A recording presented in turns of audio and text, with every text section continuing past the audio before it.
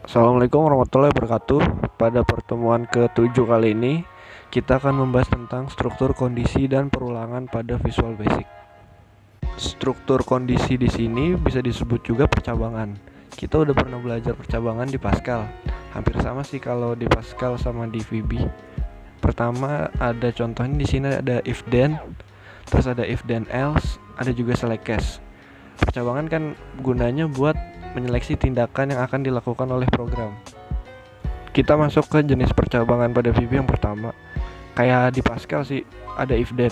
If then ini digunakan untuk menjalankan satu atau lebih pernyataan kondisi. Nah, di sini ada bentuk umumnya. If kondisi then. Jadi jika kondisi di sini bernilai benar, maka akan menjalankan pernyataan yang ada di sampingnya ataupun di bawahnya. Ini ada bentuk umumnya. Nah, kalau di VB kita gunainnya and if ya. Kalau di Pascal kan kita and titik koma untuk tanda selesai dari si percabangannya. Kalau di VB kita gunain and if. Sebelahnya ada if then else. Sama kayak if then, tapi if then else mempunyai beberapa kondisi. Kalau kondisi satu yang terpenuhi, maka akan menjalankan blok pernyataan 1. Jika kondisi 2 yang terpenuhi, maka blok pernyataan 2. Apa ini else? Else ini tuh kayak misalnya dari kedua kondisi ini tidak ada yang terpenuhi, maka akan masuknya ke else. Jadi semua yang ada di kondisi 1, kondisi 2 itu akan menjalankan yang ada di bawahnya. Kalau misal nih, kondisi 1 jika nilai lebih dari 1, kondisi 2 jika nilai lebih dari 2, tapi nilainya adalah 0, kan tidak masuk ke dua kondisi ini, berarti akan masuk ke else, maka akan mencetak blok pernyataan n. Lalu di sini ada jenis yang ketiga dari percabangan pada VB. Sebenarnya sama aja kayak di Pascal, tapi di Pascal makainya switch case ya. Kalau di VB kita gunainnya select case. Jadi bedanya cuma di depannya ini. Kalau di Pascal makainya switch, kalau ini select. Terus nilai penguji kayak biasa kalau pakai case kita gunain variabel untuk patokannya. Jadi variabel yang diikuti nilainya. Misalnya variabel nilai penguji ini nilainya angka 1 sampai 10. Berarti nanti ada 10 case juga, ada nilai untuk case 1, nilai untuk case 2, nilai untuk sampai selesai, dan case else ini maksudnya jika tidak ada nilai yang sama dengan yang ada di nilai penguji. Misalnya nilai pengujinya itu kalian buat nanti case-nya ada 1 sampai 10. Sedangkan si user inputnya 11, maka akan masuk ke else. Dan diakhiri dengan end select. Kalau di if tadi gunainnya end if, kalau untuk select case diakhiri dengan end select. Lalu kita masuk ke struktur perulangan pada VB. Pada struktur perulangan pada VB ini, kalian udah tahu lah definisi perulangan itu berguna untuk mengulang statement yang ada di bawahnya. Jadi bedanya di jenisnya doang. Kalau di Pascal mungkin nggak kayak gini. Ada makainya for to do, don't to do. Kalau di VB kita makainya for next, do loop, dan while when. Kita masuk ke jenis perulangan pada VB. Kalau di Pascal kemarin kita gunain for to do atau for don't to. Sedangkan kalau di VB adanya for next. Bentuk umumnya kayak gini. Sebenarnya fungsinya sama, cuman bentuk umumnya aja pada beda. Di sini ada for hitungan. Hitungan ini maksudnya variabel yang digunain buat ngitung dari si perulangannya ini. Jadi nanti variabel hitungan ini dikasih nilai awal sama akhir. Nah, step di sini apa? Step ini langkah. Jadi kayak kalau misalnya di sini taruh 1 sampai 10. Kalian bisa nentuin nih stepnya nih. Misalnya stepnya itu plus 2. Berarti dia 1 enggak 2, habis 1 dia 3. Jadi ditambah 2. 1 3 5 7 kayak gitu. Sampai 10. Berarti cuma ada 5 langkah. Kalau stepnya ditulisnya plus 1, maka akan mengulang sebanyak 10 kali karena 1 sampai 10. Karena stepnya ditulisnya plus 2, maka akan mengulang hanya 5 kali karena ditambahnya setiap perulangan 2 kali. Lalu di perulangan for next ini digunain buat mengakhirinya menggunakan exit for. Kalau di Visual Basic, kalau di Pascal nggak ada ya buat mengakhirinya, cuma pakai n titik koma doang. Jadi semua misalnya if perulangan, kalau di Pascal makanya n titik koma. Kalau di sini masing-masing ada exit for, exit do, juga ada wn maksudnya while n. Lalu kita lanjut dulu ke perulangan jenis kedua, yaitu do loop. Do loop ini mengulangi blok pernyataan jika kondisi benar atau hingga kondisi menjadi benar. Kalau di VB ini disatuin nih. Kalau kalian mau pakai yang pertama nih, mengulangi blok pernyataan jika kondisi benar, berarti kalian pakai do while. Sedangkan kalau kalian mau pakai yang kedua, hingga kondisi menjadi benar, kalian makainya do until. Kan kalau di Pascal kan dibedain ya, ada do while atau repeat until. Kalau ini disatuin. Jadi kalian bisa milih mau pakai do while atau do until. Tetap pakai kondisi seperti biasa. Lalu jika sudah keluar dari perulangannya, tulis exit do. Yang terakhir di sini ada while when. Sebenarnya sama aja sih kayak do while. Dia menjalankan pernyataan sepanjang kondisi masih bernilai benar. Cuman beda di bentuk umumnya aja.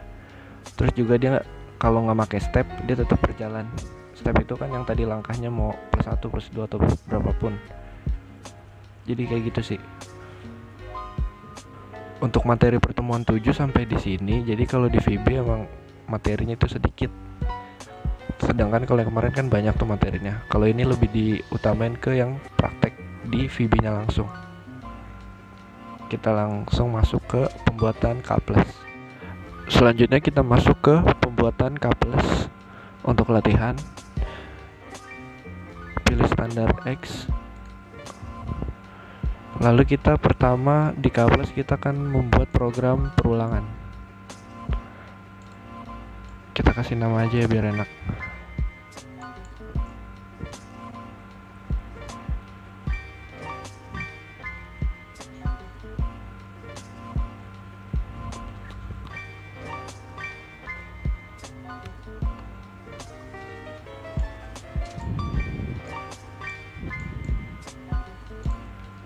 Kalian bisa ngasih nama pakai label.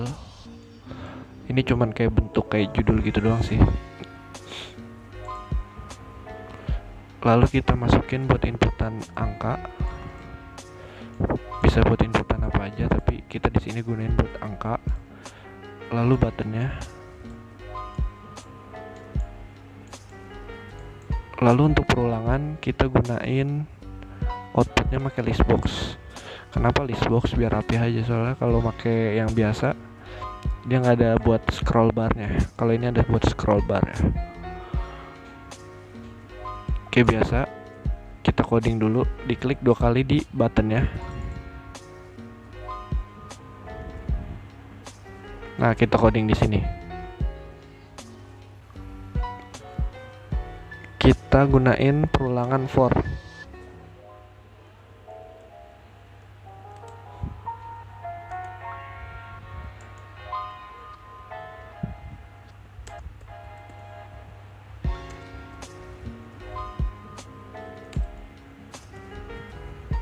Nah, untuk ngisi list 1, untuk ngisi listnya, ini kan list nih, bukan teks kayak gini.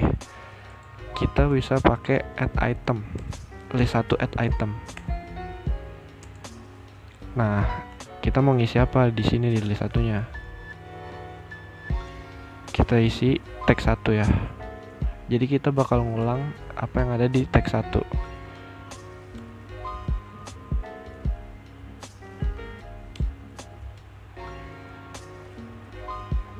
Dah. Terakhir untuk for kita gunain next-nya. Kan di VB adanya for next, bukan for to do ataupun for don't to. Next i. Maksudnya next i ini berarti i selanjutnya. Jadi dia ngulang 1, i selanjutnya 2, 3 kayak gitu.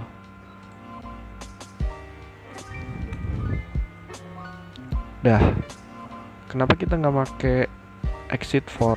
Karena kita nggak butuh buat keluar dari perulangan ini. Kalau kita mau keluar dari perulangan ini, misal sampai ada syarat nanti sampai ketiga kalian harus keluar sendiri, kalian bisa tambahin tuh exit for, terus tulis kondisinya kayak gitu. Sebelum kita running, kita edit dulu ya desainnya. Pertama kita hapus caption dari teks satunya.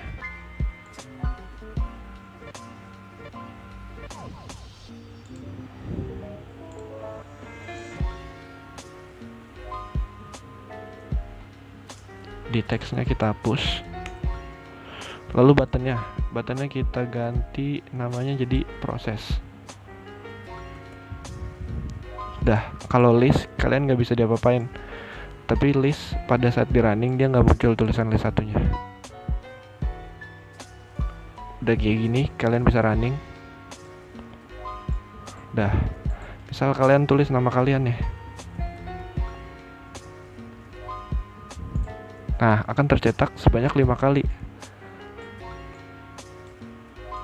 Karena tadi di codingannya ini dari 1 sampai 5, berarti akan tercetak sebanyak 5 kali.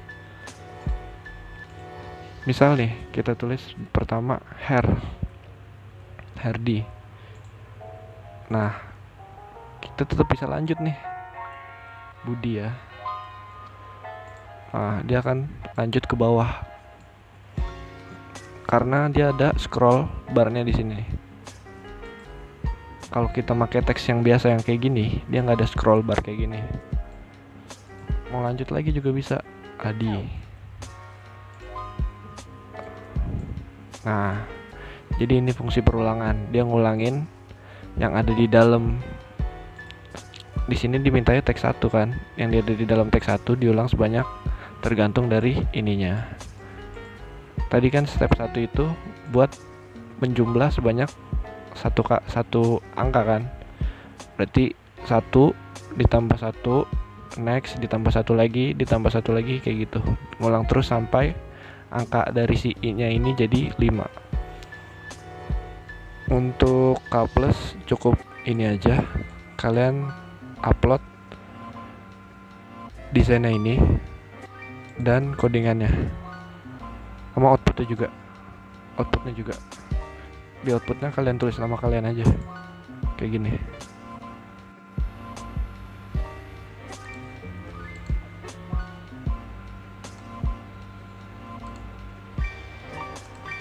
Kita lanjut ke LA. Kita buat file baru, new project. Ini kalau kalian yang project kalian yang K+ mau dihapus boleh, mau di save juga boleh. Kalau nggak mau di save, klik no aja. Kita pilih yang standar X lagi. Dah, kita bakal buat program buat kategori umur menggunakan percabangan. Kalian buat 3 label. Lalu kalian buat inputannya, berarti ada 3 inputan. Lalu kita buat 2 button. Kita bakal buat button pertama buat proses, yang kedua buat delete.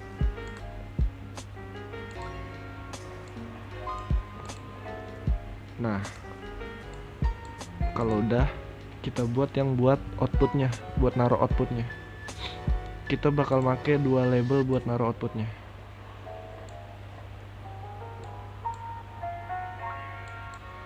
Dah, kalau udah gini, kalian ngoding pertama untuk button prosesnya dulu.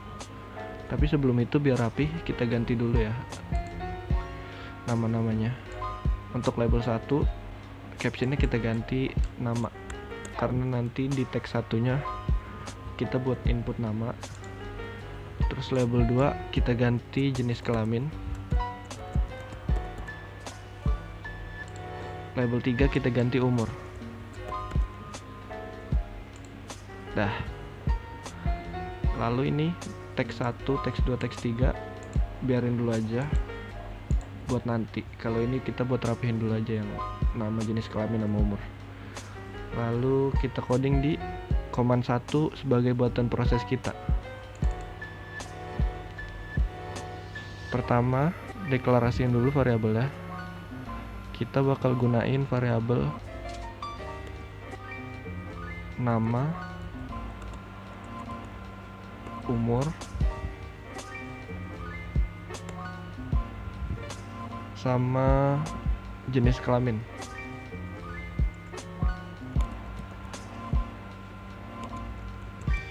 Dengan tipe data string. Nah, kayak biasa kemarin untuk mindahin inputan ke variabel, nama sama dengan tadi. Untuk nama kita pakai teks 1, berarti nama sama dengan teks 1 dot text. Lalu jenis kelamin kita pakainya kel aja ya, variabel kel. Di situ makanya teks 2 dot text. Dan untuk umur kita pakai teks 3.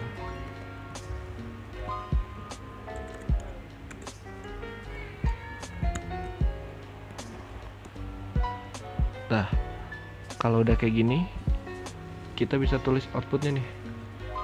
Output yang pertama buat nama, label. Kita taruh outputnya di label 4. Kalau label kita makainya caption.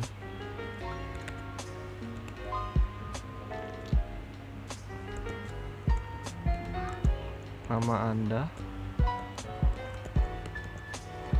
Kita panggil variabel yang tadi di atas, yang udah di input, nama. Manggilnya pakai tanda plus. Lanjut. Nah, untuk kategorinya kita gunain percabangannya nih. Kita gunain if. Saya skip aja ngodingnya. Nah, kayak gini. Di if-nya ini kita tulis nih variabel kondisinya. Kita gunain umur. Jadi, jika umurnya kurang dari 10, akan tercetak Anda. Kalau itu jenis kelamin ya. Misal kalian tulis di sini perempuan. Anda perempuan. Ini kategorinya kecil, berumur. Tadi umurnya yang sudah di input di sini.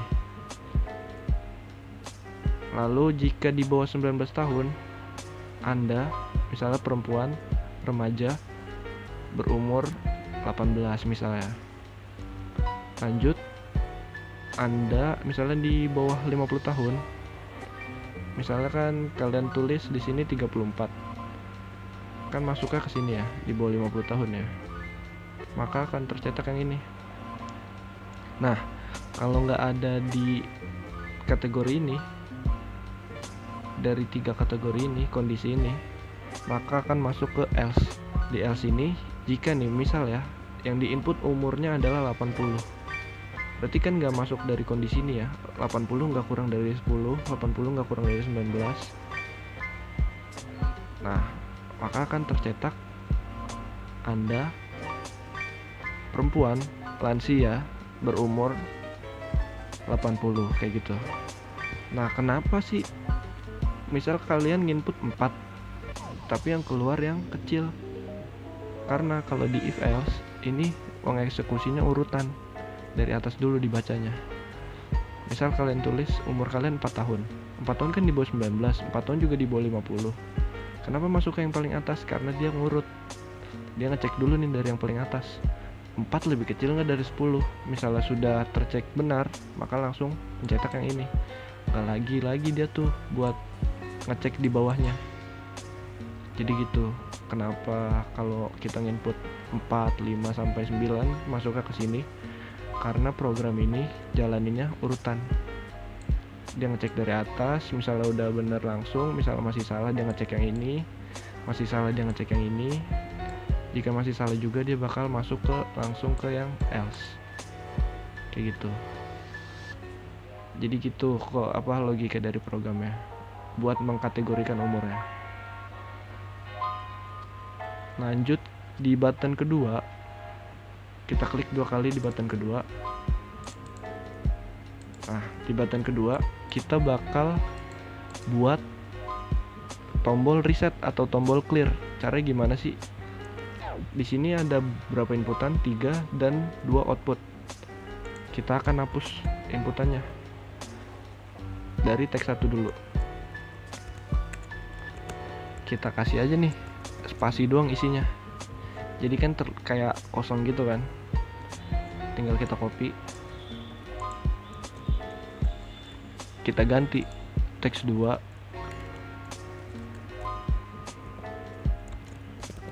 sama teks 3. Nah, jadi nanti teks 1, teks 2, teks 3 kan bakal kosong kan jika tombol button 2 diklik. Jadi logikanya kayak gitu. Jika button 2 diklik, maka teks 1, teks 2, teks 3 bakal kosong. Lalu untuk labelnya kita hapus juga. Kayak biasa untuk label kita pakai .caption. Berarti yang mau dihapus adalah label 4 dan 5 ya. Caption. Sama. Lanjut tinggal kita copy label 5.caption. Dah. Codingan kalian udah kelar nih kalau udah sampai kayak gini.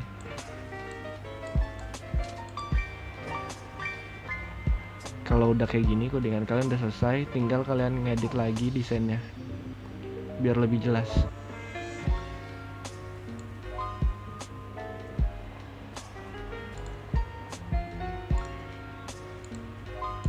Ini kan masih ada teks 1, teks 2, teks 3 nya. Kayak biasa, kayak kemarin kita hapus nih biar nanti terlihat kosong waktu pas awal di running. Nggak ada tulisan teks 1, teks 2, teks 3. Buttonnya kita ganti namanya. Button yang pertama kita tulis proses karena dia buat tombol proses. Yang kedua kita tulis clear atau reset ya, boleh terserah kalian. Labelnya juga kosongin. Dah, tinggal kalian running. Nih hasil programnya. Kalian tulis nama kalian. Di sini kan isinya bisa laki-laki, perempuan ya. Terus umurnya. Tinggal klik proses.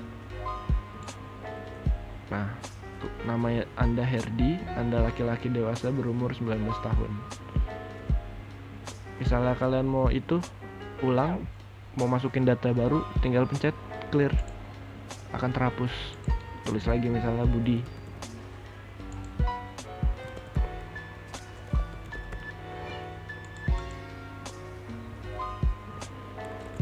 ...80 tahun misalnya, akan tercetak nama Anda Budi, Anda laki-laki lansia berumur 80 tahun. Dah, clear. Udah untuk program LA kayaknya cukup kayak gini aja. Kayak biasa ya buat LA, kalian logikain codingannya aja nih. Masih ada yang salah nih, kalian ngelogikain make, gak apa-apa sih make desainnya juga. Tapi yang lebih pentingnya itu yang dilogikain codingannya aja. Jadi di logika program kalian screenshotnya yang ininya aja. Dan untuk listing program ya, ada desainnya,